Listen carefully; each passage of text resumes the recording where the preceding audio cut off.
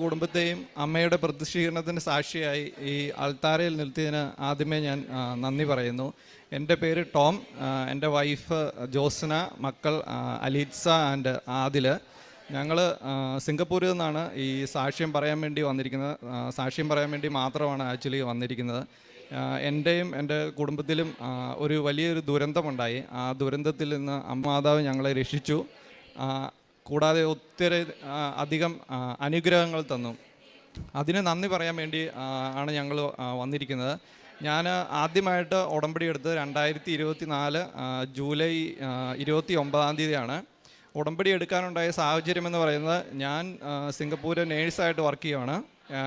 ഞാൻ അവിടെ PR ആണ്. എൻ്റെ വൈഫ് അവിടെ PR-ൻ്റെ ഫാമിലി വിസയിൽ, ഡിപ്പെൻഡൻ്റ് വിസയിൽ അവിടെ വർക്ക് ചെയ്യുന്നുണ്ട്, അവിടെ നിൽക്കുന്നുണ്ടായിരുന്നു. ആ വിസ എല്ലാ വർഷവും റിന്യൂ ചെയ്യേണ്ട ഒരു വിസയാണ്. അപ്പം ആ വിസയുടെ റിന്യൂവൽ സമയത്ത് പെട്ടെന്ന് ആ വിസ റിജക്റ്റായി.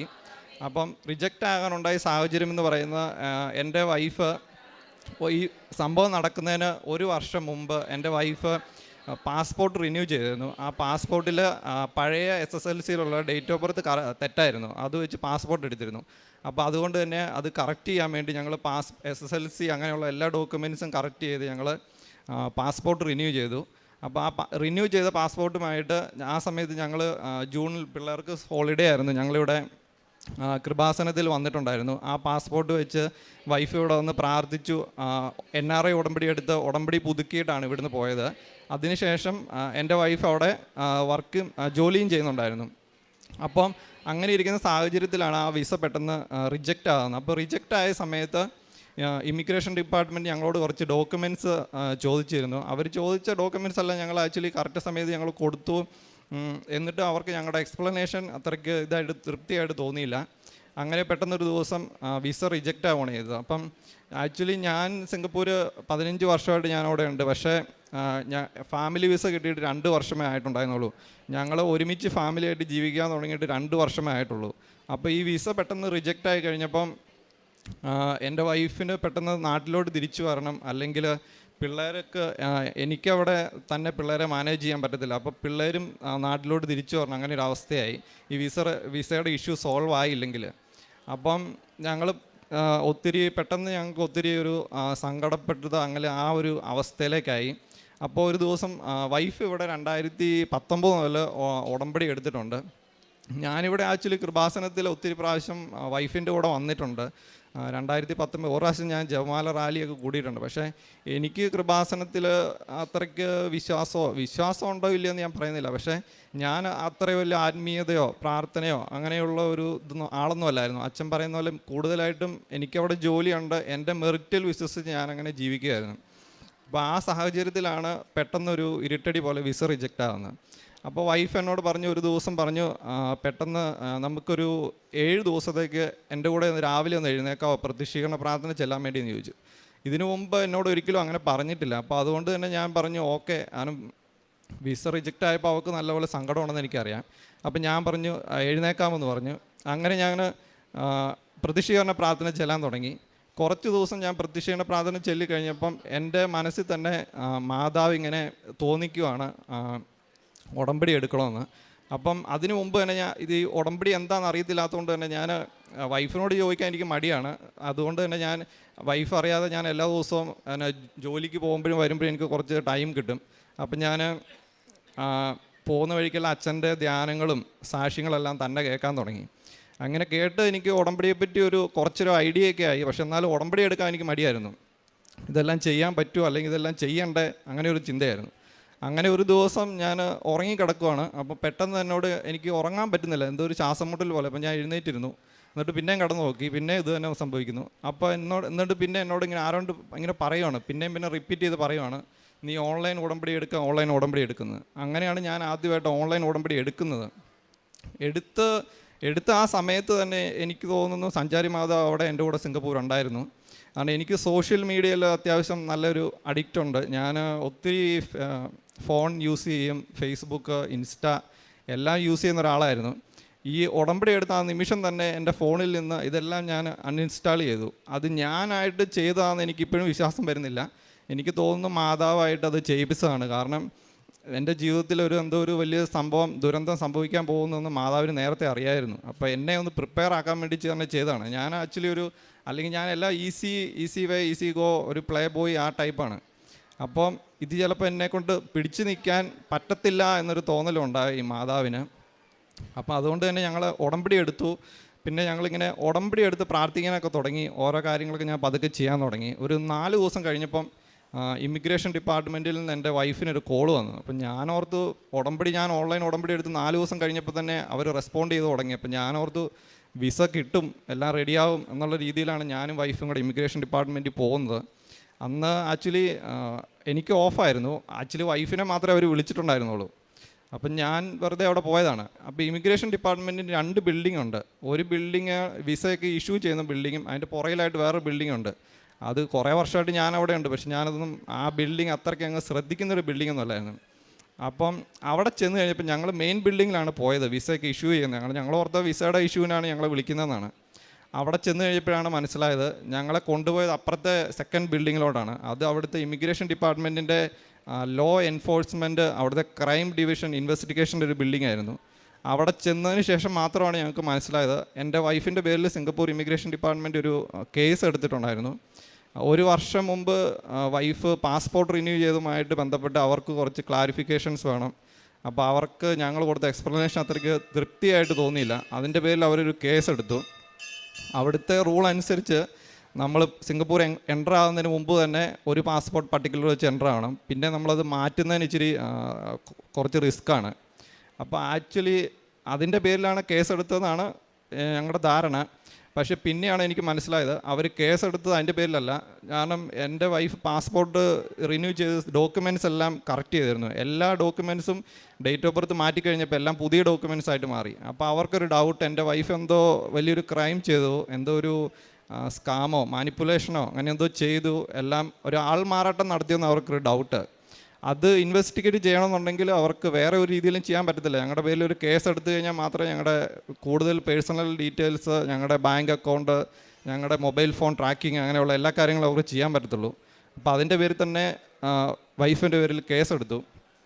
ആദ്യത്തെ ദിവസം ഒരു രാവിലെ 10 മണിയായപ്പോഴാണ് ഞങ്ങളവിടെ പോയത്. 10 മണി മുതൽ വൈകിട്ട് 5 മണി വരെ എൻ്റെ വൈഫിനെ അവരവിടെ ഇരുത്തി ഇൻവെസ്റ്റിഗേറ്റ് ചെയ്തു. അപ്പം ഞാൻ പുറത്ത് നിൽപ്പുണ്ട്. എനിക്കെന്താ സംഭവിക്കുന്നതെന്ന് മനസ്സിലായില്ല. ഞാൻ അവിടുത്തെ സെക്യൂരിറ്റിയോട് ചോദിച്ചു ഇതെന്താ സംഭവം എന്നാന്ന് ചോദിച്ചു. അപ്പോൾ പറഞ്ഞു ഇത് എന്തെങ്കിലും ക്രിമിനൽ കേസൊക്കെ പെട്ട് ഇൻവെസ്റ്റിഗേഷൻ വരുന്നവരെ കൊണ്ടിരുന്നതെന്ന് മനസ്സിലായി. അപ്പം തന്നെ എൻ്റെ റിലെല്ലാം പോയി. അപ്പോഴാണ് എനിക്ക് മനസ്സിലായത് മാതാവ് എന്നെക്കൊണ്ട് എന്തിനായിരുന്നു ഉടമ്പടി എടുപ്പിച്ചതെന്ന് എനിക്ക് അന്നാണ് മനസ്സിലായത് ആക്ച്വലി. അപ്പോൾ എൻ്റെ കയ്യിൽ ഞാൻ ആരെങ്കിലുമൊക്കെ ഫോൺ ചെയ്താലോ എന്തെങ്കിലുമൊക്കെ ചെയ്താലോ എന്ന് ഓർത്തിട്ട് ഞാനാണ് ഫോൺ എടുത്തത്. പക്ഷേ ഫോൺ പിന്നെയാണ് എനിക്ക് മാതാവ് തന്നെ എനിക്ക് ബോധ്യങ്ങൾ തരുന്നുണ്ട്.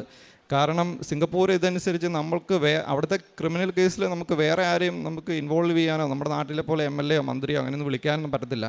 നമ്മൾ ആരെങ്കിലും വിളിച്ച് എന്തെങ്കിലും ചെയ്യാൻ ശ്രമിച്ചു കഴിഞ്ഞാൽ അതിൻ്റെ പേരിൽ അവർ വേറെ കേസെടുക്കും. അപ്പോൾ അതുകൊണ്ട് തന്നെ ഞാൻ എൻ്റെ ഫോണിൽ പ്രത്യക്ഷീകരണ പ്രാർത്ഥന ഡൗൺലോഡ് ചെയ്തിട്ടുണ്ടായിരുന്നു. അപ്പം ഞാൻ അതവിടെ ഇരുന്ന് ചെല്ലാൻ തുടങ്ങി. കുറേ നേരം ചെല്ലി. എന്നാ ചെയ്യണമെന്ന് വേറെ ഒന്നും അറിയത്തില്ല, അത് മാത്രമേ എനിക്കപ്പോൾ തോന്നിയുള്ളൂ. അത് കുറേ നേരം ചെല്ലി കഴിഞ്ഞപ്പോൾ 12:30 ആയപ്പോൾ വൈഫ് എന്നെ വിളിച്ചു.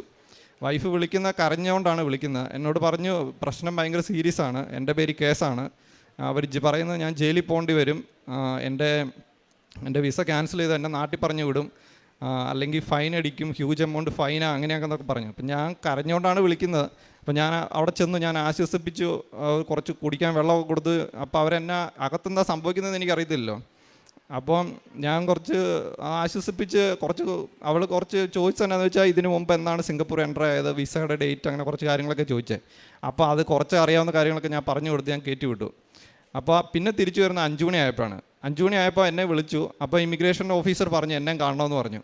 അപ്പോൾ ഞാൻ പറഞ്ഞു ഓക്കെ ഞാൻ വരാമെന്നും പറഞ്ഞ് ഞാൻ ചെന്നു. ഞാൻ അവിടെ ചെന്ന് കഴിഞ്ഞപ്പോഴാണ് അറിയുന്നത് വൈഫിൻ്റെ പേരിൽ മാത്രമല്ല കേസ് എൻ്റെ പേരിലും ഉണ്ടെന്ന്. അപ്പോൾ എനിക്കപ്പോൾ പെട്ടെന്നൊരു ഷോക്കായിപ്പോയി. കാരണം ഒരു പെറ്റി കേസിൽ പോലും പെടാത്ത ഞങ്ങൾ രണ്ടുപേരും ഞങ്ങളുടെ 2 പേരുടെയും ബേസിൽ സിംഗപ്പൂർ പോലെയുള്ള ഭയങ്കര സ്ട്രിക്റ്റ് ആയിട്ടുള്ളൊരു കൺട്രിയാണ്. അവിടെ കേസിൽ പെട്ട് കഴിഞ്ഞാൽ നമ്മുടെ ജീവിതം തീർന്നു കൂട്ടിയാൽ മതി.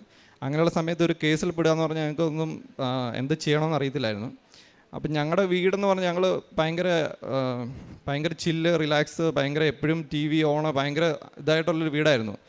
ഈ കേസുമായിട്ട് ഞങ്ങൾ 2 പേരുടെയും പേര് കേസാണെന്നും അറിഞ്ഞ് ഞങ്ങളെ വീട്ടിൽ ചെന്ന് കഴിഞ്ഞപ്പോൾ പിന്നെ ഞങ്ങൾക്ക് അങ്ങോട്ടും ഇങ്ങോട്ടും എന്ത് മിണ്ടണമെന്നോ എന്ത് പറയണമെന്നൊന്നും അറിയത്തില്ല. കുറച്ച് ദിവസം ഞങ്ങളുടെ വീടൊരു മരണ വീട് പോലെയായിരുന്നു. പിന്നെയാണ് ഉടമ്പടി, കാരണം ഇതിനകത്ത് ദൈവികമായിട്ടല്ലാതെ മാനുഷികമായിട്ട് ആർക്കൊന്നും ചെയ്യാൻ പറ്റത്തില്ല എന്ന് ഞങ്ങൾക്ക് മനസ്സിലായി. അപ്പോൾ ഞങ്ങൾ വൈഫ് ഓൾറെഡി അവിടെ ഉടമ്പടിയിലാണ്, ഞാൻ ഓൺലൈൻ ഉടമ്പടി എടുത്തിട്ടുണ്ട്. അപ്പം ഞങ്ങൾ തീക്ഷ്ണമായിട്ട് ഞങ്ങൾ പ്രാർത്ഥിക്കാൻ തുടങ്ങി. കാരണം ഇതല്ലാതെ വേറൊരു ഇതിലും ഞങ്ങൾ ഇതിനകത്ത് നിന്ന് രക്ഷപ്പെടുത്താൻ പറ്റത്തില്ലെന്ന് ഞങ്ങൾക്ക് മനസ്സിലായി. അങ്ങനെ ഞങ്ങൾ പ്രാർത്ഥിച്ചു, ഞങ്ങൾ നോയമ്പെടുക്കാൻ തുടങ്ങി. ഞാനും വൈഫും കൂടെ മ്യൂച്വൽ അണ്ടർസ്റ്റാൻഡിങ്, ഞങ്ങൾ ശാരീരികമായ വിശുദ്ധി മെയിൻറ്റെയിൻ ചെയ്യാൻ തുടങ്ങി. ഈ കേസ് തീരുന്നവർ വരെ ഞങ്ങൾ ചെയ്യാമെന്ന് ഞങ്ങൾ ചിരിച്ചു. കാരണം ഇത് സീരിയസ് ആയിട്ടുള്ള ക്രൈമാണ്. കാരണം 1 വർഷം വരെ തടവ് ഒരു കേസിന് കിട്ടും. 4000 സിംഗപ്പൂർ ഡോളർ പിഴയുണ്ട്. എൻ്റെ പേരിൽ 3 കേസും വൈഫിൻ്റെ പേരിൽ 3 കേസും. അപ്പോൾ മൊത്തം 6 ക്രിമിനൽ കേസാണ്. എല്ലാം ക്രിമിനൽ കേസുകളാണ്. അപ്പോൾ ക്രിമിനൽ കേസിൻ്റേതായ കോംപ്ലിക്കേഷൻസ് വേറെയുണ്ട്. അപ്പം ഞങ്ങൾ ആ സമയത്താണ് എൻ്റെ വൈഫിന് നാട്ടിൽ വരാൻ വേണ്ടി ഒരു 4 ഡേയ്സ് ലീവ് ഉണ്ടായിരുന്നു. അപ്പോൾ ഞങ്ങൾ ആ സമയത്ത് വൈഫിൻ്റെ വിസ സ്റ്റിൽ ഓണാണ്. അപ്പം ഞങ്ങൾ അവിടെ ഇൻവെസ്റ്റിഗേഷൻ ഓഫീസറിനോട് ചോദിച്ചു നാട്ടിൽ പോകുന്നതിന് എന്തെങ്കിലും കുഴപ്പമുണ്ടെന്ന് ചോദിച്ചു. പറഞ്ഞില്ലെന്ന് പറഞ്ഞു. അപ്പോൾ വൈഫ് ഇവിടെ വന്ന് ഉടമ്പടി പുതുക്കി. അതിന് ജോസഫ് അച്ഛനെ കാണാൻ വേണ്ടി ഒരു ഭാഗ്യം ലഭിച്ചു. അപ്പോൾ അച്ഛൻ തലയിൽ കൈവച്ച് പ്രാർത്ഥിച്ച് വൈഫിനൊരു കാശുരൂപം കൊടുത്തു. അതിന് പറഞ്ഞു കേസ് തേഞ്ഞു മാഞ്ഞ് ഇല്ലാതായി പോകുമെന്ന് പറഞ്ഞു. അപ്പോൾ സാധാരണ അച്ഛൻ പറയുന്നത് നമ്മളോടൊന്ന് സാക്ഷ്യം പറയണമെന്നാണല്ലോ പറയുന്നത്. അപ്പോൾ പിന്നെ അച്ഛൻ എന്താ ഇങ്ങനെ പറഞ്ഞതെന്നൊക്കെ ഞാൻ അന്നേരം ചിന്തിച്ചു. പക്ഷേ അത് കഴിഞ്ഞിട്ട് ഞങ്ങളുടെ കേസ് ഫയലും കേസ് ഉണ്ടെന്നും പറഞ്ഞ് ഇമിഗ്രേഷൻ ഡിപ്പാർട്ട്മെൻറ്റിൽ നിന്ന് ഒരു ലെറ്റർ തന്നായിരുന്നു എൻ്റെയും വൈഫിൻ്റെയും പേരിൽ. ആ ലെറ്ററും ആ പാസ്പോർട്ട് ഞങ്ങളുടെ ഡോക്യുമെൻറ്റ്സ് എല്ലാം അച്ഛൻ മാതാവിൻ്റെ രൂപത്തിലും ഈശോയുടെ ഇതിലും കൊണ്ട് സമർപ്പിച്ചായിരുന്നു. എന്നിട്ടാണ് എൻ്റെ വൈഫ് തിരിച്ച് സിംഗപ്പൂർ വന്നത്. അപ്പോൾ വന്നപ്പം ഇവിടുന്ന് ഉടമ്പടി പത്രവും എല്ലാം, അപ്പോൾ കൂടുതൽ ഞങ്ങൾ കുറച്ചും കൂടെ ആക്റ്റീവായിട്ട് ഞങ്ങൾ ഉടമ്പടി ചെയ്യാൻ തുടങ്ങി. ഞാൻ ഉടമ്പടി എടുത്തെന്നല്ലാതെ ഞാനൊന്നും അങ്ങനെ വലിയ കാര്യമായിട്ടൊന്നും ചെയ്യുന്നില്ലായിരുന്നു. അപ്പോൾ പത്രമൊക്കെ കൊണ്ടുവന്ന് ഞാൻ പത്രമൊക്കെ കൊടുക്കാൻ വേണ്ടി പോകാൻ തുടങ്ങി. ഞാൻ തന്നെ പോയി ഇംഗ്ലീഷ് പത്രം എല്ലാവരോടും സംസാരിച്ച്, കൃപാസനം എന്ന് പറയുന്നൊരു ചർച്ചൊക്കെ ഉണ്ട്, അങ്ങനെയൊക്കെ പറഞ്ഞ് ഞങ്ങൾ കൊടുക്കാൻ തുടങ്ങി. ഇത് തുടങ്ങി ഒരു 2 ആഴ്ച കഴിഞ്ഞപ്പം എൻ്റെ വൈഫിൻ്റെ വിസ തീരുന്ന ദിവസമായി. വൈഫിൻ്റെ വിസ തീർന്നു. അന്ന് നെക്സ്റ്റ് ഡേയിൽ എൻ്റെ വൈഫിൻ്റെ ജോലി പോയി. എൻ്റെ വൈഫ് അവിടെ വർക്ക് ചെയ്യുന്നുണ്ടായിരുന്നു. ജോലി പോയി. അപ്പോൾ നെക്സ്റ്റ് ഡേ അവർ പറഞ്ഞു വിസ തീർന്നല്ലോ, ഇനിയിപ്പോൾ അവിടെ നിൽക്കാൻ വിസയില്ല, ഇമിഗ്രേഷൻ ഡിപ്പാർട്ട്മെൻറ്റിൽ ചെല്ലാൻ പറഞ്ഞു. അപ്പോൾ ഞങ്ങൾ രാവിലെ ഇമിഗ്രേഷൻ ഡിപ്പാർട്ട്മെൻറ്റിൻ്റെ വൈഫ് പോയി. ഇമിഗ്രേഷൻ ഡിപ്പാർട്ട്മെൻറ്റിൽ ചെന്ന് കഴിഞ്ഞപ്പം കേസ് ആയതുകൊണ്ട് നാട്ടിൽ പോകാൻ പറ്റത്തില്ല, കേസ് തീർന്നിട്ട് ഇനി നാട്ടിൽ പോകാൻ പറ്റത്തുള്ളൂ എന്ന് പറഞ്ഞിട്ട് അവരെൻ്റെ വൈഫിൻ്റെ പാസ്പോർട്ട് മേടിച്ച് വെച്ചു. അപ്പോൾ പാസ്പോർട്ട് മേടിച്ച് വെച്ചപ്പോഴാണ് എനിക്ക് കുറച്ചും കൂടെ ഇതിൻ്റെ സീരിയസ്നെസ് മനസ്സിലാകുന്നത്. നമ്മൾ പെട്ടു ആക്ച്വലി. ഇനി എന്ത് ചെയ്യാൻ പറ്റും? ഒന്നും ചെയ്യാൻ പറ്റത്തില്ല. അപ്പോഴാണ് എനിക്കൊരു ധൈര്യം എവിടുന്ന് എൻ്റെ മനസ്സിലിങ്ങനെ വരുവാണ്. കാരണം ഈ പാസ്പോർട്ടാണ് മാതാവിൻ്റെ രൂപത്തിൽ കൊണ്ടുപോയി മുട്ടിച്ച് വെച്ച് പ്രാർത്ഥിച്ച് അച്ഛൻ ഞങ്ങൾക്കൊരു കാശ് രൂപം തന്ന് ഞങ്ങളോട് പറഞ്ഞു എല്ലാം ശരിയാവുമെന്ന് പറഞ്ഞു. ആ ഒരു വിശ്വാസത്തിൽ മാത്രമാണ് ഞങ്ങൾ ജീവിച്ചുകൊണ്ടിരുന്നത്. കാരണം 2 പിള്ളേരും ഉണ്ട്. ഞങ്ങൾ 2 പേരും ജയിലിൽ പോയി കഴിഞ്ഞാൽ എന്ത് ചെയ്യും? ഇങ്ങനെ എല്ലാ ദിവസവും പ്രാർത്ഥനയാണ്. എൻ്റെ വൈഫ് എല്ലാ ദിവസവും ഒന്നും ചെയ്യാനില്ല, ജോലിയും പോയി, കേസുമായി വിസയില്ല. ഞങ്ങൾ കരച്ചിലാണ്. എല്ലാ ദിവസവും രാത്രിയിലിരുന്ന് കൊന്ത ചെല്ലുന്നു, ജപമാല ചെല്ലുന്നു. എല്ലാ ദിവസവും രാവിലെ ഇരുന്ന് പ്രത്യക്ഷീകരണ പ്രാർത്ഥന ചെല്ലും. പറ്റുന്ന ദിവസങ്ങളെല്ലാം പള്ളിയിൽ പോവും. ഇതൊന്നും ചെയ്യാതിരുന്ന ഒരാളായിരുന്നു ഞാൻ. അപ്പം ഇതെല്ലാം ചെയ്യേണ്ട അവസ്ഥയെല്ലാം ചെയ്തു തുടങ്ങി. എൻ്റെ മാതാവ് വലിച്ച് ഉടമ്പടിയിലോട്ട് എടുത്ത ഒരവസ്ഥയായി. അപ്പോൾ ഞങ്ങളിങ്ങനെ എല്ലാം ചെയ്തുകൊണ്ടിരിക്കുകയാണ്. ആ സമയത്ത് എൻ്റെ വൈഫിൻ്റെ 2ാമത്തെ ഇൻവെസ്റ്റിഗേഷൻ കഴിഞ്ഞു. അപ്പോൾ ഓരോ ഇൻവെസ്റ്റിഗേഷൻ കഴിയുമ്പോൾ വൈഫ് എന്നെ അവിടെ നിന്ന് കരഞ്ഞുകൊണ്ട് വിളിക്കും, എനിക്കിത് സഹിക്കാൻ പറ്റത്തില്ല, അവർ കേസിൻ്റെ ഓരോ കോംപ്ലിക്കേഷൻസ് കൂട്ടിക്കൊണ്ടിരിക്കുകയാണ്, ഓരോ കേസ് ആഡ് ചെയ്തുകൊണ്ടിരിക്കുകയാണ്, അങ്ങനെ പറയും. അപ്പം ഓരോ പ്രാവശ്യം പോവും, കരയും, തിരിച്ചു വരും. ഇത് തന്നെയായിരുന്നു പരിപാടി. ആ സമയത്താണ് എൻ്റെ സിംഗപ്പൂർ നേഴ്സിംഗ് ബോർഡിൻ്റെ രജിസ്ട്രേഷൻ റിന്യൂ ചെയ്യേണ്ട ഒരു സമയം വന്നു. അപ്പം ഞാനവിടെ 15 വർഷമായിട്ട് വർക്ക് ചെയ്യുകയാണ്. ഇതുവരെയായിട്ട് എനിക്ക് അങ്ങനെ ഒരു സിറ്റുവേഷൻ വന്നിട്ടില്ല. കാരണം ആ നേഴ്സിംഗ് ബോർഡിൻ്റെ ലൈസൻസ് റിന്യൂ ചെയ്യുന്ന സമയത്ത് അതിനകത്ത് നിങ്ങളെന്തെങ്കിലും ക്രിമിനൽ കേസിൽ പെട്ടിട്ടുണ്ടോ, അല്ലെങ്കിൽ നിങ്ങളെന്തെങ്കിലും ഇൻവെസ്റ്റിഗേഷൻ കറൻ്റിലി ഫേസ് ചെയ്യുമെന്നൊരു ക്വസ്റ്റ്യനുണ്ട്. ആ ക്വസ്റ്റ്യൻ യെസ് ചെയ്ത് കഴിഞ്ഞാൽ അവിടെ കേസുമായിട്ടുള്ള എല്ലാ ഡീറ്റെയിൽസും ഞാൻ എൻ്റെ നേഴ്സിംഗ് കൗൺസിലിന് ഞാൻ കൊടുക്കണം. അപ്പോൾ നേഴ്സിംഗ് കൗൺസിലിൽ ഞാൻ ഓൾറെഡി ഒരു ക്രിമിനലാണ്, എൻ്റെ പേര് കേസൊക്കെ ഉണ്ടെന്ന് വന്നു കഴിഞ്ഞാൽ എൻ്റെ നേഴ്സിംഗ് ലൈസൻസ് അവർ റിന്യൂ ചെയ്ത് തരത്തില്ല. അപ്പോൾ ഓൾറെഡി വൈഫിൻ്റെ ജോലി പോയി, ഇനിയിപ്പോൾ എൻ്റെ ജോലിയും കൂടെ പോകും എന്നുള്ളൊരവസ്ഥയിലായി. അപ്പം എനിക്ക് മനസ്സിലായി ഇത് ഞങ്ങളെ കൊണ്ടേ പോകുള്ളൂ, ആ ഒരു അവസ്ഥയിലേക്ക് എത്തി. ആ സമയത്താണ് ഞാൻ ഒരു ദിവസം പള്ളിയിൽ ഞാനിങ്ങനെ കൊന്തയൊക്കെ ചൊല്ലിക്കൊണ്ടിരിക്കുമ്പോൾ മാതാവിനോട് ഞാനിങ്ങനെ കരഞ്ഞ് പ്രാർത്ഥിച്ചു, എന്നെ ഈ കേസിൽ നിന്ന് എങ്ങനെയെങ്കിലും ഒന്ന് രക്ഷിക്കണം, എൻ്റെ കുടുംബത്തെയും ഒരു കോംപ്ലിക്കേഷനും കൂടാതെ രക്ഷിക്കുവാണെങ്കിൽ ഞാൻ മരണം വരെ ഉടമ്പടിയിൽ നിൽക്കാമെന്ന് ഞാൻ പറഞ്ഞു. അങ്ങനെ ഒരു വാക്ക് ഞാൻ മാതാവിന് കൊടുത്തു. അങ്ങനെ കൊടുത്തു. ഇത് എല്ലാം സംഭവിക്കുന്ന ആദ്യത്തെ എൻ്റെ ഓൺലൈൻ എടുത്ത ഒരു 3 മാസത്തിനുള്ളിലാണ് ഇതെല്ലാം സംഭവിക്കുന്നത്. അത് കഴിഞ്ഞ് ഒരു 2 ആഴ്ച കഴിഞ്ഞപ്പം അതേ കോംപ്ലിക്കേഷൻ പിന്നെയും വരുവാണ്. എൻ്റെ പിള്ളേരുടെ വിസ റിന്യൂ ചെയ്യേണ്ട സമയമായി. അപ്പോഴും ഇതേ സെയിം പ്രശ്നം തന്നെ. കാരണം എൻ്റെയും വൈഫിൻ്റെയും പേരിൽ അതേ ഇമിഗ്രേഷൻ ഡിപ്പാർട്ട്മെൻറ്റിൽ ക്രിമിനൽ കേസ് നിൽക്കുവാണ്. അതേ ഇമിഗ്രേഷൻ ഡിപ്പാർട്ട്മെൻറ്റിൽ പിള്ളേരുടെ 2 പേരുടെയും വിസയുടെ സ്പോൺസർ ഞാനാണ്. കാരണം എനിക്ക് മാത്രമേ PR ഉള്ളൂ. എനിക്ക് വിസ 2 പേർക്ക് അപ്ലൈ ചെയ്യണം. അപ്പം ആ സമയത്ത് ആക്ച്വലി പിള്ളേരും കൂടെ നാട്ടിൽ പോയി കഴിഞ്ഞാൽ ഞങ്ങൾ ശരിക്കും തകർന്നു പോകും. കാരണം ആകെയുള്ളൊരു ആശ്വാസം എന്ന് പറയുന്നത് പിള്ളേർ സ്കൂൾ വിട്ട് വരും, കുറച്ച് നേരം അവളവിടെ കളിയും ചിരിയും ഇതൊക്കെയായിരുന്നു. അപ്പം ഇങ്ങനെ ഒരു സിറ്റുവേഷൻ വന്നു കഴിഞ്ഞാൽ ഞങ്ങൾക്ക് എന്ത് ചെയ്യണമെന്ന് അറിയത്തില്ല. അപ്പം മാതാവിനോട് ഞങ്ങൾ ശരിക്കും കരഞ്ഞ് പ്രാർത്ഥിച്ചു. പിള്ളേരുടെ വിസ ഞാൻ അപ്ലൈ ചെയ്യുന്ന സമയത്തെല്ലാം ഉടമ്പടി തൈലം കൊണ്ട് ഫോണിൽ അതിൻ്റെ ഓരോ പ്രാവശ്യം അപ്ലൈ ചെയ്യുമ്പോഴും ഈ ഫോണിൽ അതുകൊണ്ട് ഉടമ്പടി തൈലം കൊണ്ട് കുരിശ് വരയ്ക്കുമായിരുന്നു. അങ്ങനെയൊക്കെ ശരിക്കും പ്രാർത്ഥിച്ചാണ് ഞങ്ങൾ ചെയ്തുകൊണ്ടിരുന്നത്. പിന്നെ ഓരോ പ്രാവശ്യവും ഇൻവെസ്റ്റിഗേഷൻ ഞങ്ങൾ അവിടെ ചെല്ലുമ്പോഴും നെറ്റത്ത് കുരിശ് വരച്ച് ഉടമ്പടി കാശ് രൂപം കൊണ്ടുപോയിട്ടുണ്ടായിരുന്നു. ഇവിടുന്ന് അച്ഛൻ ഒരു കാശ് രൂപം വെഞ്ചരിച്ച് തന്നിട്ടുണ്ടായിരുന്നു. ആ കാശ് രൂപം ഞങ്ങൾ എല്ലാ പ്രാവശ്യവും ഇൻവെസ്റ്റിഗേഷന് പോകുമ്പോൾ ഞങ്ങൾ കൊണ്ടുപോകായിരുന്നു. ഉപ്പ് കൊണ്ടുപോയി ഇൻവെസ്റ്റിഗേഷൻ ഓഫീസറിൻ്റെ ആ ടേബിളിലും അവരുടെ കമ്പ്യൂട്ടറിലും എല്ലാം ഞങ്ങൾ ഇട്ടിട്ടുണ്ട്. അങ്ങനെ ഇരുന്ന സമയത്താണ് എൻ്റെ ഇൻവെസ്റ്റിഗേഷൻ്റെ ഒരു സിറ്റുവേഷൻ വന്നത്. കാരണം വൈഫിൻ്റെ 2-3 ഇൻവെസ്റ്റിഗേഷൻ കഴിഞ്ഞു, അടുത്ത എൻ്റെ ഇൻവെസ്റ്റിഗേഷൻ ആയിരുന്നു. ആ സമയത്ത് എനിക്ക് ആക്ച്വലി ഇൻവെസ്റ്റിഗേഷൻ ഇത് വല്ലാത്ത പേടിയുള്ളൊരു കാര്യമാണ്, എനിക്ക് ഇൻവെസ്റ്റിഗേഷൻ എന്നൊക്കെ പറയുന്നത്. അപ്പം എൻ്റെ വൈഫിനും നല്ല പേടിയുണ്ട്, ഞാനവിടെ പോയിട്ട് എന്ത് പറയും, കുറഞ്ഞ കോംപ്ലിക്കേഷൻ ആക്കുമോ എന്നൊക്കെ പറഞ്ഞ് എന്നോട് പറഞ്ഞു നിങ്ങൾ പേടിക്കണ്ട. കാരണം അവിടുത്തെ ഇൻവെസ്റ്റിഗേഷൻ ഫേസ് ചെയ്യാന്ന് പറഞ്ഞാൽ അതൊരു റിയലി ഒരു ചലഞ്ച് തന്നെയാണ്. അതൊരു പ്രത്യേക ഒരു അറ്റ്മോസ്ഫിയർ, പ്രത്യേക ഒരു റൂമാണ്. ആ റൂമിലൊരു 10 മിനിറ്റ് നമ്മൾ ഇരുന്ന് കഴിഞ്ഞാൽ തന്നെ നമുക്ക് ശ്വാസം മുട്ടാൻ തുടങ്ങും. നമുക്ക് എങ്ങനെയെങ്കിലും ഇറങ്ങിയൊന്ന് ഓടിയാൽ മതി എന്ന് തോന്നും. ആ റൂമിൽ 3 മണിക്കൂറായിരുന്നു എൻ്റെ ഇൻവെസ്റ്റിഗേഷൻ. പക്ഷേ എനിക്ക് തോന്നുന്നു സഞ്ചാരി മാതാവ് എൻ്റെ കൂടെ ഉണ്ടായിരുന്നു. എനിക്കതൊരു 30 മിനിറ്റായിട്ട് തോന്നിയുള്ളൂ. എനിക്ക് വലിയ ബുദ്ധിമുട്ടായിട്ടോ അല്ലെങ്കിൽ ഒരു അങ്ങനെയൊന്നും എനിക്ക് തോന്നിയില്ല. ആ സമയത്തും അച്ഛൻ ഇവിടുന്ന് വെഞ്ചരിച്ച് തന്ന കാശ് രൂപം എൻ്റെ കയ്യിലുണ്ടായിരുന്നു. ഉടമ്പടി ഉപ്പ് ഞങ്ങളവിടെ കൊണ്ടുപോയി ഇട്ടിട്ടുണ്ടായിരുന്നു. ആക്ച്വലി ഞങ്ങൾ ആ ഇമിഗ്രേഷൻ ബിൽഡിങ്ങിൽ ഉപ്പിടാത്ത ഒരു ഫ്ലോർ പോലുമില്ല. എൻ്റെ വൈഫ് ഒരു കാശ് രൂപം ഇമിഗ്രേഷൻ ഡിപ്പാർട്ട്മെൻറ്റിൽ ഒരു ഫ്ലോറിൽ ഞങ്ങൾ ഒരു സ്ഥലത്ത് ഒളിപ്പിച്ച് വെച്ചിട്ടുണ്ട്. അതുകൊണ്ട് തന്നെ ആ ഇമിഗ്രേഷൻ ഡിപ്പാർട്ട്മെൻറ്റ് ഫുള്ളായിട്ട് ഞങ്ങളുടെ കൂടെയാണ്. അമ്മ മാതാവ് അത് ഞങ്ങളെ വിലക്കെടുത്ത് തന്നു.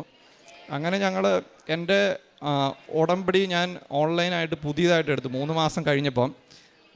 ഉടമ്പടി എടുത്ത് അന്ന് രാവിലെ ഞാൻ എഴുന്നേറ്റ് പ്രത്യക്ഷീകരണ പ്രാർത്ഥന ചൊല്ലി ഞാൻ ഫോണിൽ നോക്കിക്കഴിഞ്ഞപ്പം എൻ്റെ പിള്ളേരുടെ 2 പേരുടെയും വിസ അപ്രൂവ് ആയിട്ടുണ്ട്. കാരണം അതിനകത്ത് എനിക്കൊരു മെറിറ്റുമില്ല. കാരണം എൻ്റെ പേരിലും എൻ്റെ വൈഫിൻ്റെ പേരിലും ഈ വിസ അപ്രൂവ് ആകുന്ന സമയത്ത് കേസ് നടന്നുകൊണ്ടിരിക്കുകയാണ്. കേസിൻ്റെ ഒരു കാര്യത്തിലുള്ള ഒരു തീരുമാനം ഒന്നും വന്നിട്ടില്ല. എല്ലാ പ്രാവശ്യവും ഞങ്ങൾ ചെല്ലുമ്പോൾ അവർ പറഞ്ഞുകൊണ്ടിരുന്നത് ഞങ്ങൾ ജയിലിൽ പോകും എന്ന് പറഞ്ഞുകൊണ്ടാണ് ഇരിക്കുന്നത്. അത്രയ്ക്കും സീരിയസ് ആയിട്ടുള്ളൊരു കേസായിരുന്നു. അപ്പം അങ്ങനെ അത് കഴിഞ്ഞ് ഒരാഴ്ച കഴിഞ്ഞപ്പം തന്നെ എൻ്റെ സിംഗപ്പൂർ നേഴ്സിംഗ് ബോർഡിൻ്റെ ലൈസൻസും അപ്രൂവായി. അതിനും അവരെന്നോട് ഒരു രീതിയിലുള്ള ക്വസ്റ്റ്യൻസോ കാര്യങ്ങളോ ഒന്നും ചോദിച്ചിട്ടില്ല. അപ്പോൾ എനിക്ക് മനസ്സിലായി നമ്മൾ ഉടമ്പടിയിൽ ഉറച്ചു നിന്ന് പ്രാർത്ഥിച്ചു കഴിഞ്ഞാൽ സഞ്ചാരി മാതാവും ഈശോയും നമ്മുടെ കൂടെ ഉണ്ട്. നമ്മളെ ഏതൊരവസ്ഥയിലാണെങ്കിലും നമ്മളെ കൈവെടിയത്തില്ല എന്നൊരു ധൈര്യം എനിക്ക് ആ ഉടമ്പടി പുതുക്കി കഴിഞ്ഞപ്പോൾ എനിക്കുണ്ടായി. അപ്പോൾ അതുകൊണ്ട് തന്നെ തീക്ഷ്ണമായിട്ട് ഞങ്ങൾ കാരുണ്യപ്രവൃത്തികളും ഞങ്ങൾ പത്രപ്രവേശന പ്രവർത്തനം എല്ലാം ചെയ്യാൻ തുടങ്ങി.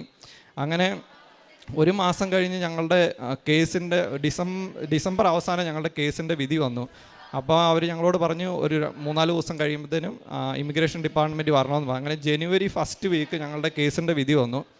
വിധി വന്നപ്പം ആക്ച്വലി അച്ഛൻ ഇവിടെ അൾത്താരയിൽ പറഞ്ഞതുപോലെ തന്നെ എൻ്റെയും വൈഫിൻ്റെയും പേരിലുണ്ടായിരുന്ന എല്ലാ 6 ക്രിമിനൽ കേസും ഡിസ്മിസ്സായി പോയി. ഞങ്ങൾ 1 രൂപ പോലും ഫൈൻ കൊടുത്തിട്ടില്ല. 1 ദിവസം പോലും ഞങ്ങൾക്ക് ജയിലിൽ കിടക്കേണ്ടി വന്നിട്ടില്ല. എൻ്റെ വൈഫിൻ്റെ ഏതൊക്കെ വിസയാണോ റിജക്റ്റായി പോയത് ആ വിസയെല്ലാം അവർ തിരിച്ച് അപ്ലൈ ചെയ്തോളാം ഞങ്ങളോട് പറഞ്ഞു.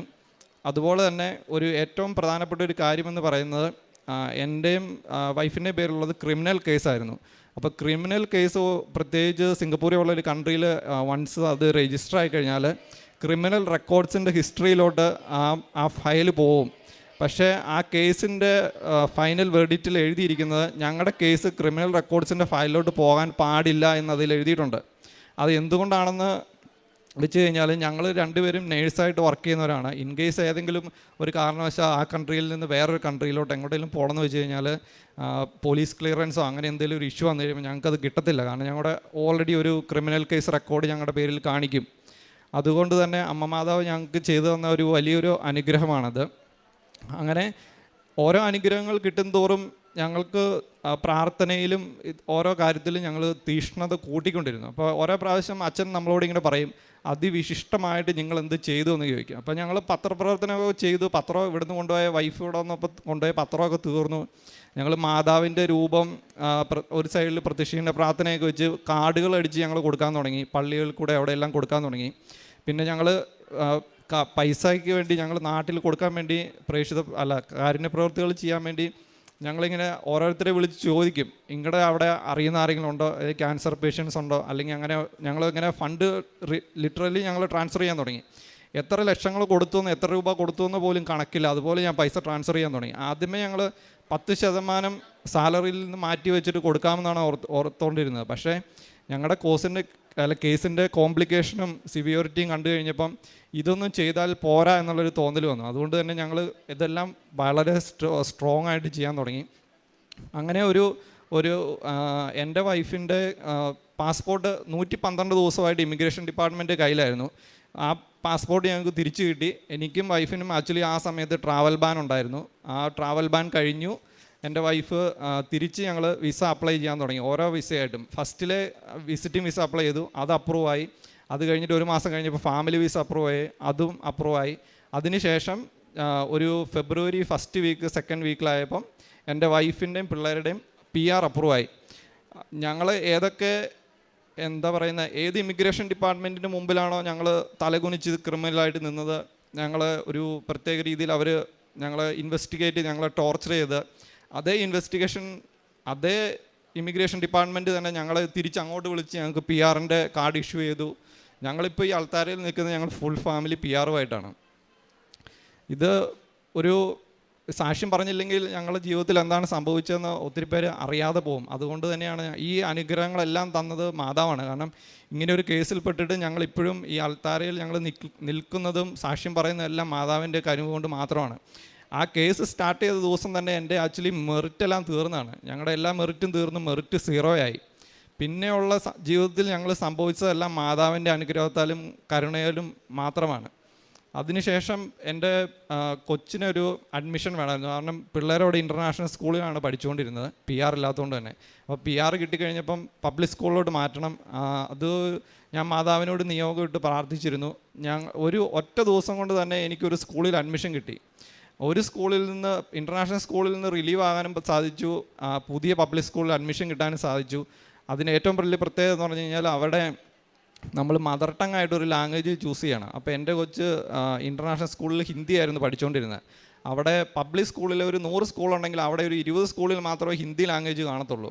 പക്ഷേ മാതാവ് ഞങ്ങൾക്ക് സെലക്ട് ചെയ്ത സ്കൂളിൽ ഹിന്ദി ലാംഗ്വേജ് ഉണ്ട്. അത് ഞങ്ങൾക്ക് അറിയത്തില്ലായിരുന്നു. ഞങ്ങൾ ആ സ്കൂളിൽ അഡ്മിഷന് വേണ്ടി ചെല്ലുന്ന ദിവസം മാത്രമാണ് ഞങ്ങൾക്ക് മനസ്സിലായത് അവിടെ ഇങ്ങനെ ഹിന്ദി സബ്ജക്റ്റ് ഉണ്ടെന്ന്. അതുകൊണ്ട് തന്നെ ഒത്തിരി അനുഗ്രഹങ്ങൾ ഞങ്ങൾക്ക് തന്നിട്ടുണ്ട്, ആത്മീയമായും എല്ലാ കാര്യങ്ങളും. ഞാനാണെങ്കിൽ പള്ളിയിൽ പോകുമെന്ന് വെച്ചാൽ ഞായറാഴ്ചകളിലൊക്കെ പോകും. അല്ലാത്ത ദിവസം മിക്ക ദിവസം ഞാൻ TV-യും ഇതെല്ലാം കണ്ട് വീട്ടിലിരിക്കത്തേ ഉള്ളൂ. വൈഫ് ഉടമ്പടി എടുത്തുകൊണ്ട് തന്നെ ഇതെല്ലാം പാലിക്കേണ്ടത് വൈഫിൻ്റെ ഉത്തരവാദിത്തമാണെന്നുകൊണ്ടാണ് ഞാൻ ഓർത്തുകൊണ്ടിരുന്നത്. ഒരു കാരണവശാലും ഞങ്ങളുടെ ആത്മീയതയുടെ കാര്യത്തിൽ ഞങ്ങൾ രണ്ടുപേരും 2 ധ്രുവങ്ങളായിരുന്നു. വൈഫ് ഒരു സൈഡിലിരുന്ന് ബൈബിൾ വായിക്കും, ഞാനൊരു സൈഡിലിരുന്ന് മൊബൈൽ ഫോൺ കാണും, അല്ലെങ്കിൽ അവൾ രാവിലെ ഇരുന്ന് പ്രത്യക്ഷീകരണ പ്രാർത്ഥന ചൊല്ലും, ഞാൻ കൂർക്കം വലിച്ച് കിടന്നുറങ്ങും. ഈ ഒരു അവസ്ഥയിലായിരുന്നു. ഉടമ്പടി എടുത്തതിന് ശേഷം ഞങ്ങൾ ഒരുമിച്ച് നിന്ന് രാവിലെ പ്രത്യക്ഷീകരണ പ്രാർത്ഥന ചൊല്ലി, അല്ലെങ്കിൽ ദൈവത്തിന് എന്ന് ഞങ്ങളുടെ ജീവിതത്തിൽ 1ാം സ്ഥാനം കൊടുക്കാൻ തുടങ്ങിയോ അന്ന് മുതൽ എൻ്റെ ജീവിതം മാറിത്തുടങ്ങി. ആദ്യമേ ഞങ്ങൾക്കൊരു ദുരന്തം, ഒരു സഹനം തന്നെങ്കിലും പിന്നെ മാതാവ് ഞങ്ങളെ കൈപിടിച്ച് എല്ലാ കാര്യങ്ങളും ഞങ്ങളുടെ കൂടെ ഉണ്ടായിരുന്നു. സഞ്ചാരി മാതാവ് ഞങ്ങളുടെ കൂടെ ഉണ്ടായിരുന്നു. ഞങ്ങളുടെ വീട്ടിലെ മെഴുകുതിരിയിൽ പ്രാവിൻ്റെ രൂപത്തിലൊരു ഇത് തെളിഞ്ഞു വരുമായിരുന്നു. അപ്പം പരിശുദ്ധാത്മാവിൻ്റെ ഒരു സാന്നിധ്യം ഉടമ്പടിയിലുടനീളം ഞങ്ങളുടെ കൂടെ ഉണ്ടായിരുന്നു. ഇത്രയും അനുഗ്രഹങ്ങളെല്ലാം തന്ന മാതാവിന് 1000 നന്ദി പറയുന്നു. ജോലി പോയപ്പോൾ ഞാൻ പ്രാർത്ഥനയിൽ തന്നെയായിരുന്നു, പള്ളിയിൽ കിടക്കുമായിരുന്നു വേണമെങ്കിൽ പറയാം.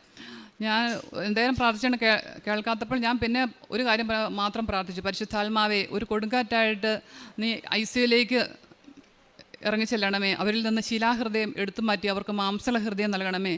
ദാനിയേൽ 1:9 അനുസരിച്ചുകൊണ്ട് ഞാൻ ജോസ്നായോട് പ്രീതി അനുകമ്പയും തോന്നാൻ അവർക്ക് ഇടവരുത്തണമേ എന്ന്. അങ്ങനെയാണ് ഞാൻ പ്രാർത്ഥിച്ചത്. വേറെ കേസിൻ്റെ കാര്യങ്ങളൊന്നും ഞാൻ പിന്നെ പ്രാർത്ഥിച്ചിട്ടില്ല. പിന്നെ ദൈവത്തോട് കൂടുതലായിട്ട് അടുത്തപ്പോഴാണ് ഞങ്ങൾക്ക് അനുഗ്രഹങ്ങൾ കൂടുതൽ കിട്ടിയത്. കാരണം ഞങ്ങൾ പള്ളിയിൽ പോകുന്നതിന് കുറച്ച് ദൂരെയായിരുന്നു വീട്. ഒരു 2 ബസ് കയറണമായിരുന്നു. അപ്പം ഞങ്ങൾ പള്ളിയുടെ അടുത്തേക്ക് ഒരു 2 മിനിറ്റ് നടന്നാൽ മതിയുള്ള ദൂരത്തേക്ക് എന്ന് വീട് മാറണമെന്ന് ഞങ്ങൾ വിചാരിച്ചു അന്നാണ് കേസ് ശരിയായി PR എല്ലാം ഞങ്ങൾക്ക് കിട്ടിയത്. പിന്നെ എന്ത് മനസ്സിൽ വിചാരിച്ചാലും മാതാവ് അന്നേരം തന്നെ അതിന് റിപ്ലൈ തരും. ഒരു പ്രാവശ്യം ഞാൻ ഇന്ന് ഹസ്ബൻഡിനോട് പറഞ്ഞു, ദാനിയേലച്ചന് ഇവിടെ ഒന്ന് വരണമെന്ന് എനിക്ക് ഭയങ്കര ഒരു ആഗ്രഹമുണ്ട് എന്ന് ഞാൻ പറഞ്ഞു. പക്ഷേ ഒരു 5 ദിവസം കഴിഞ്ഞപ്പോൾ പുള്ളിക്കാരൻ എനിക്കൊരു വീഡിയോ അയച്ചു തരുന്നു ദാനിയേലച്ചൻ ഇവിടെ വന്നതിൻ്റെ. അങ്ങനെ ഞാൻ എന്ത് മനസ്സിൽ വിചാരിക്കുന്നുവോ അത് മാതാവ് എനിക്ക് സാധിച്ചു തരുന്നുണ്ട്. പിന്നെ കാരുണ്യപ്രവർത്തികളായിട്ട് ചെയ്യുന്നത് ഞങ്ങൾ എല്ലാ ആഴ്ചയും തന്നെ കെയർ ഹോമിൽ പൈസ കൊടുക്കാറുണ്ട്. ഞങ്ങൾ സാലറിയുടെ 10% ഞങ്ങൾ മാറ്റി വെക്കാറുണ്ട്. പിന്നെ ഞങ്ങൾ പ്രോമിസ് ചെയ്തേക്കുന്നത് മറ്റുള്ളവരുടെ കുരിശുകൾ നമ്മുടെ സ്വന്തം കുരിശുകളായിട്ട് വഹിക്കുക. അതായത് പാവപ്പെട്ട ഒരാൾക്ക് വീട് വെച്ച് കൊടുക്കണം, പിന്നെ ഒരു മോൻ്റെ പുത്തൻ കുർബാന നടത്തണം. അങ്ങനെ കുറച്ച് കാര്യങ്ങൾ ഞങ്ങൾ ഈശോയോട് വാഗ്ദാനം ചെയ്തിട്ടുണ്ട്. പ്രേക്ഷിത പ്രവർത്തനമായിട്ട് പത്രങ്ങൾ ഞങ്ങൾ വിതരണം ചെയ്യുന്നുണ്ട്. പിന്നെ യൂട്യൂബിലെ ധ്യാനങ്ങളും എല്ലാം സാക്ഷ്യങ്ങളൊക്കെ ഷെയർ ചെയ്യുന്നുണ്ട്. ഇത്രയധികം നന്മകൾ ചെയ്തു തന്ന മാതാവിനും ഈശോയ്ക്കും ഒരുപാട് നന്ദി.